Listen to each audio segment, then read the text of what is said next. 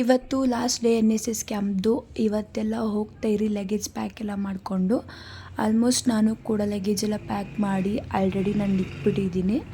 ಇವ್ರು ನಮ್ಮ ಸೀನಿಯರ್ಸ್ ಎಲ್ಲ ಲಗೇಜ್ ಪ್ಯಾಕ್ ಮಾಡಿ ಕುತ್ಕೊಂಡ್ಬಿಟ್ಟಿದ್ದಾರೆ ಗುರು, ಎಷ್ಟು ಬೇಗ ಫಾಸ್ಟಾಗಿ. ನಮ್ಮ ಪಲ್ಲವ್ಯಕ್ಕ ಸಿಕ್ಕಿದ್ರು, ಹಾಗೆ ಅಕ್ಕಗೆ ಹಾಯ್ ಮಾಡು ಅಂದೆ. ತುಂಬ ಚೆನ್ನಾಗಿ ಹಾಯ್ ಮಾಡಿದ್ರು.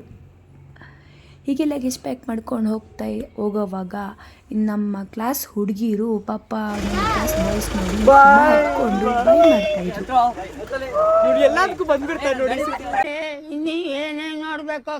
ಪಿಂದ ಬರೋದಕ್ಕೆ 1 ಗಂಟೆ ಆಗಿತ್ತು. ನಾನು ಇದ್ಕೊಂಡು ಇವತ್ತು ಹುಣಸಮಡಿ ಜಾತ್ರೆ ಇದೆ ಅಂದ್ಬಿಟ್ಟು ಹೋಗ್ತಾ ಇದ್ರಿ. ಆಲ್ರೆಡಿ ಹುಣಸಮಡಿ ಜಾತ್ರೆ ಸ್ಟಾರ್ಟ್ ಆಗಿ 3 ದಿವಸ ಆಗಿತ್ತು. ಹೀಗೆ ಹೋಗ್ತಾ ವಿಡಿಯೋ ಮಾಡ್ಕೊಂಡು ಹೋಗ್ತಿದ್ದೆ. ಎಲ್ಲರೂ ಕೂಡ ನಮ್ಮನ್ನೇ ನೋಡ್ತಾ ಇದ್ರು, ವಿಡಿಯೋ ಮಾಡ್ತಾಯಿದ್ರೆ. ಹಾಗೆ ವಿಡಿಯೋ ಮಾಡ್ಕೊಂಡು ಹೋಗೋವಾಗ ಇದ್ಕೊಂಡು ನನಗೆ ಪಿಪಿ ಕೊಡಿಸ್ತೀನಿ ಅಂತ ಹೇಳಿದ್ಲು. ಅಕ್ಕ ಹೇಳಿದ್ದಂಗೆ ಉಳಿಸ್ಕೊಂಡು ಪಿಪಿ ಕೊಡಿಸ್ಲು. ವಿಡಿಯೋ ಮಾಡ್ತಿದ್ದೆ, ನಮ್ಮ ಪೂಜೆ ಇದ್ಕೊಂಡು ವಿಡಿಯೋ ಮಾಡಿಬಿಡ ಅಂತ ಮುಚ್ಚಿಕೊತಾ ಇದ್ಲು. ಹೀಗೆ ದೇವಸ್ಥಾನ ಒಳಗಡೆ ಹೋಗ್ತಾ ಎಲ್ಲ ದೇವ್ರದ್ದು ಕೂಡ ಫೋಟೋ ತೆಗೆದ್ಬಿಟ್ಟು ದೇವ್ರ ದರ್ಶನ ಅಂತೂ ತುಂಬ ಚೆನ್ನಾಗಿ ಆಯಿತು.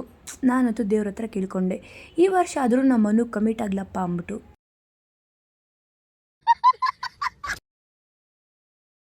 ಹಾಕ್ಕೊಂಡು ನಾನು ಇದ್ಕೊಂಡು ಈಚೆ ಬಂದ್ರಿ.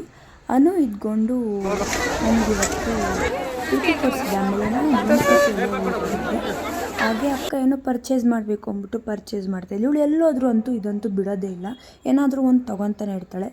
ಪಾಪ ಪರ್ಚೇಸ್ ಮಾಡಿ ಸುಸ್ತಾಗಿದೆ ಅಂದ್ಬಿಟ್ಟು ನಮ್ಮನ್ನು ನನಗೆ ಇವತ್ತು ಜ್ಯೂಸ್ ಕೊಡಿಸ್ತಿದ್ದಾಳೆ.